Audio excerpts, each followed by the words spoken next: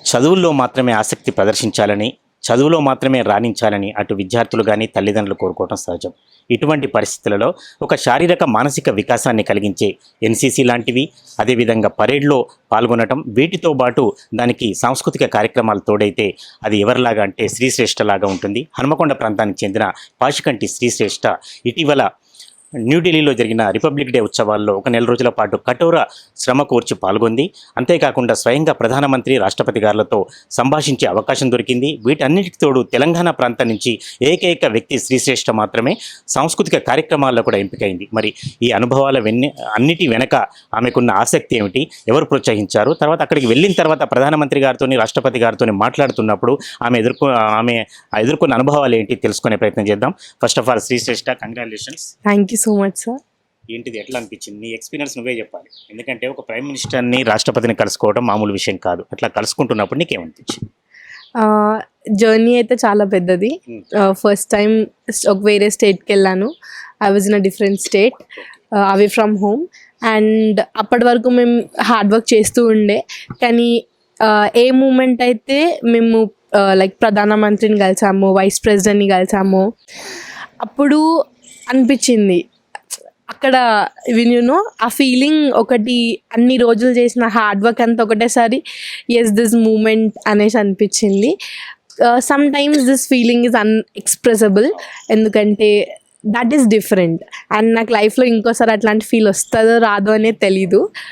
But honourable prime minister, vice president గారు and even president గారు మాతో పర్సనల్గా మాట్లాడింది కూడా Murmu ma'am. She was very happy that we did a very good parade and cultural performance too. So yeah, I felt really privileged to meet such great personalities. మీరు ఇప్పుడు engineering చదువుతున్నారు హనుమకొండకు సంబంధించి. అంటే ఎట్లా సెలెక్ట్ ప్రాసెస్ అంతా ఎట్లా ఉంది? ఎన్సీసీ ద్వారా వెళ్ళారా, వేరే ప్రాసెస్ ద్వారా వెళ్ళారా? సో యాక్చువల్లీ మేము ఎన్ఎస్ఎస్ నుండి ఫస్ట్ కాలేజ్ లెవెల్ సెలెక్షన్స్ అవుతాయి, next university, next state and overall national అనమాట. So I went through 4 types of selections.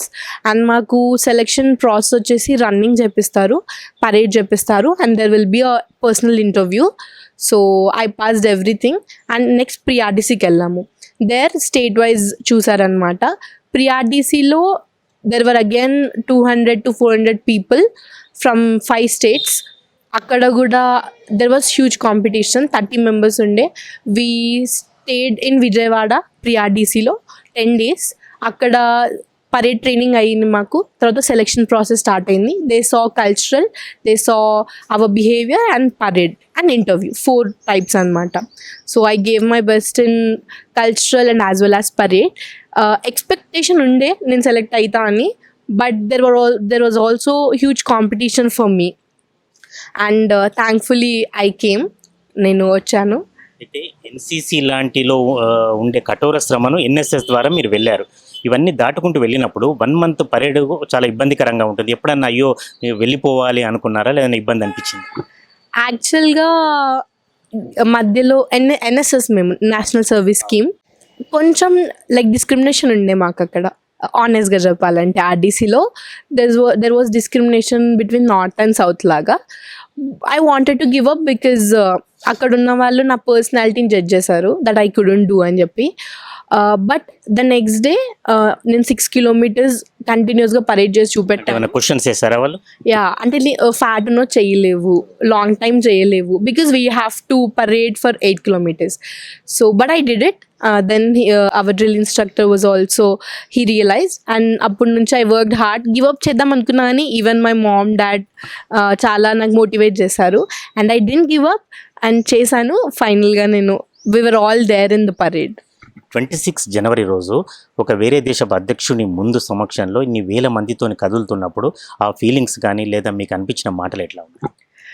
వెనకాల మేము వెయిట్ చేసినప్పుడు ఇంక మేము స్టార్ట్ అవుతాం అన్నప్పుడు హార్ట్ బీట్ చాలా పెరిగిపోయింది. బికాజ్ అప్పటి వరకు మేమంతా ఓన్లీ మా కంటిజెంట్తో చేసాం. Now we have to like meetup with every contingent.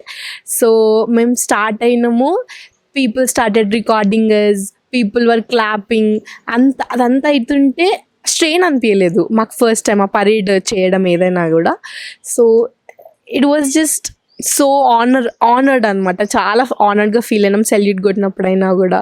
Every moment was so special. వీటన్నిటికంటే అప్పర్ స్థాయి అంటే ఉన్నత స్థాయిలో ఏమిటి అంటే ప్రధానమంత్రి గారితో రాష్ట్రపతి గారితో కలిసే అవకాశం ఉంది. అప్పుడు మీతో ఏం మాట్లాడారు వాళ్ళు? వారితో మాట్లాడడం ద్వారా మీరు ఏం నేర్చుకున్నారు?